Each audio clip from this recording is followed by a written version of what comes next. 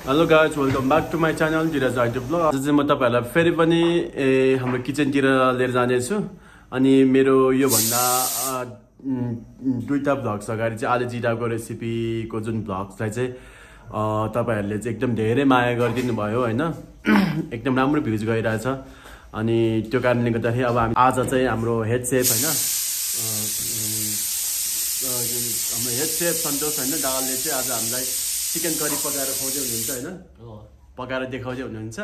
अनि उहाँले अब चिकन करी रेसिपी बनाउनुहुन्छ। अनि साथमा उहाँको पनि आफ्नै चाहिँ युट्युब च्यानल छ सेफ सन्तोष दाहाल। त्यो च्यानललाई पनि म डिस्क्रिप्सनमा राखिदिन्छु उहाँको च्यानललाई पनि। अनि त्यो च्यानललाई पनि सब्सक्राइब गरिदिनु होला। अनि उहाँले पकाएको होइन मिठो मिठो कुराहरू खानु छ भने मन छ भने चाहिँ प्लिज धुलिखेल भ्यू पोइन्टमा चाहिँ होइन एकचोटि भिजिट गरिदिनु होला होइन सेफ सर। ओके हामी अब रेडी हो त? रेडी ल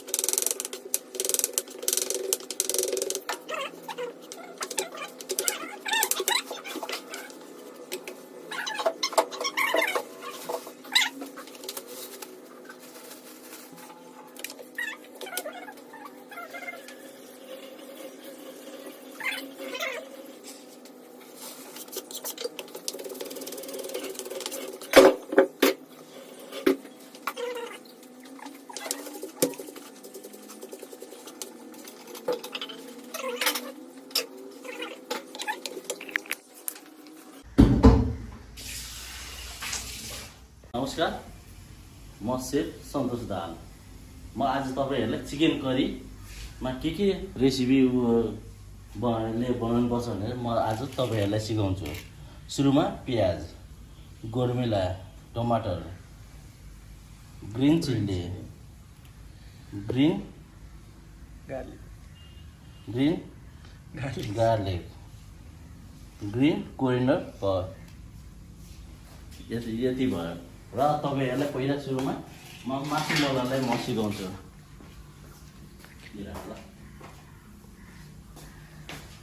फर्स्टमा हामीले जिजी पेस्टलाई राख्छौँ।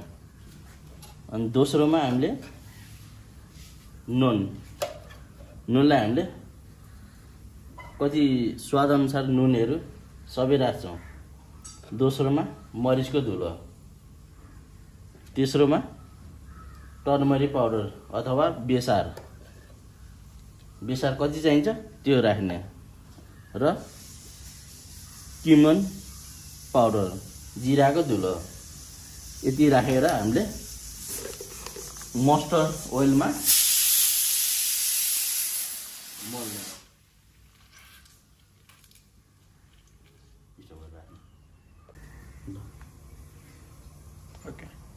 तेल कति आवश्यक पर्छ त्यति राख्ने। अनि त्यसपछि कराईमा थोरै राख्ने। अनि मेथीलाई हामीले मेथी राखेर छोडिदिने। तेल तात्छ, मेथी कालो हुन्छ र यसलाई मोल्ने हामीले।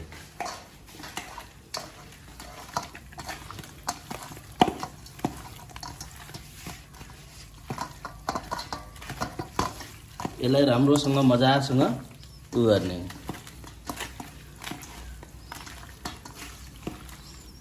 आज हजुरहरूलाई म चिकन करी कसरी बनाउने भनेर रेसिपी सिकाउँदैछु। यो मजाले जति मजाले मोल्यो त्यही अनुसारले भित्र गएपछि स्वाद आउँछ यसको। हामीले मेथी राखेको छ, मेथी युज भइसक्यो, अब डढ्न लागिसक्यो। त्यसपछि हामीले तेजपात हाल्छौँ। तेजपात हालिसके पछाडि हामीले यो मासुलाई हामीले मोल्छौँ।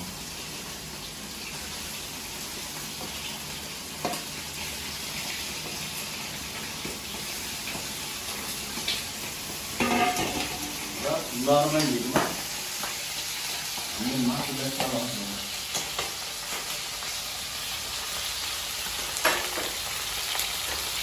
नर्मल हिटमा मासुलाई सर्लक्क मजाले भुट्छौँ पहिला।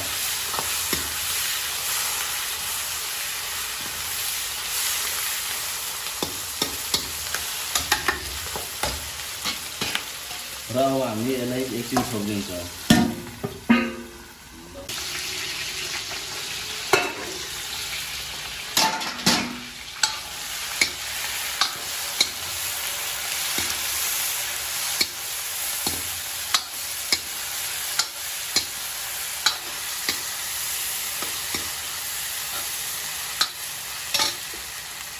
चिकन सबै भुटिएको छ है। अब यस पछाडि हामीले प्याज राख्ने, प्याज र हरियो खोर्सानीलाई चाहिँ राख्ने र राम्रोसँग चलाउने।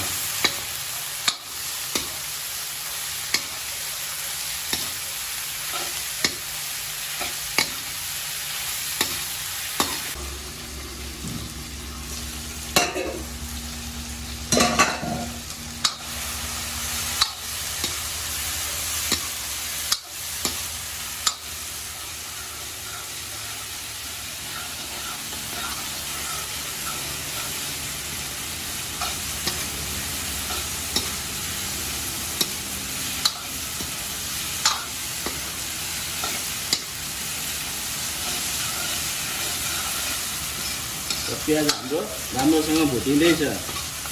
प्याज अलिकति राम्रो भुटिसकिसकेपछि अनि हामीले टमाटर युज गर्छौँ। टमाटरलाई चाहिँ हामीले गोलमिलालाई चाहिँ हामीले सबभन्दा मुनि सर्लक्क राख्ने पऱ्यो। त्यसलाई राखिसके पछाडि मुनि भइसके पछाडि त्यसलाई छोपिदिनु। मासुले सर्लक्क छोपिदिएपछि गोलमिला राम्रोसँग गल्छ।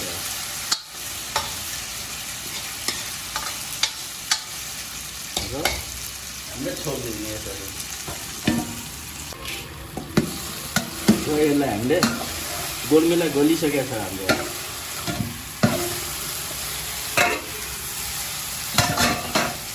गोलमिला राम्रोसँग गलिसकेपछि मासुको कलर पनि राम्रो देखिएको छ।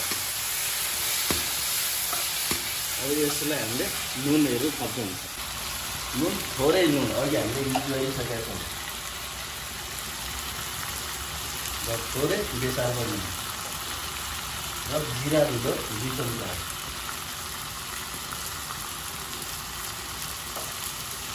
मिट मसला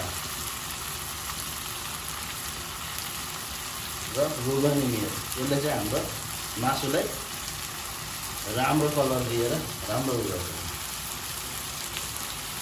र लास्टमा हामीले चिकन क्युबलाई पनि युज गर्छौँ।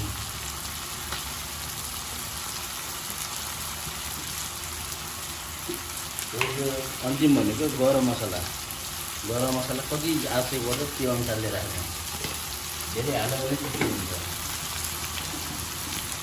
र यसलाई राम्रोसँग भुट्नु पर्यो।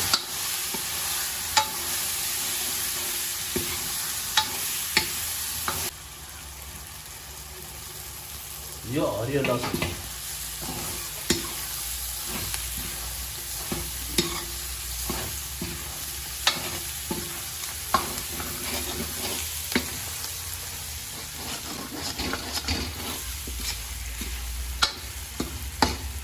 र हामीले एकछिनमा छोपेर राख्छौँ कि मसला राम्रोसँग पाकोस् भनेर छोपेर राख्छौँ।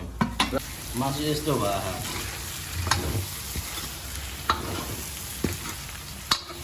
र यसलाई हामीले पानी कति चाहिन्छ त्यो अनुसारले पानी राख्छौँ।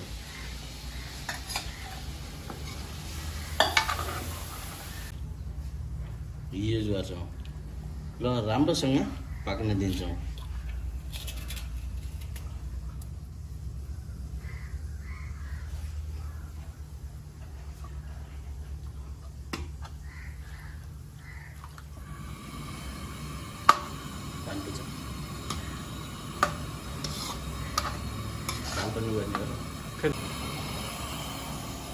हाम्रो च्यानललाई लाइक, कमेन्ट, सेयर र सब्सक्राइब गर्न नबिर्सिनु होला। धन्यवाद।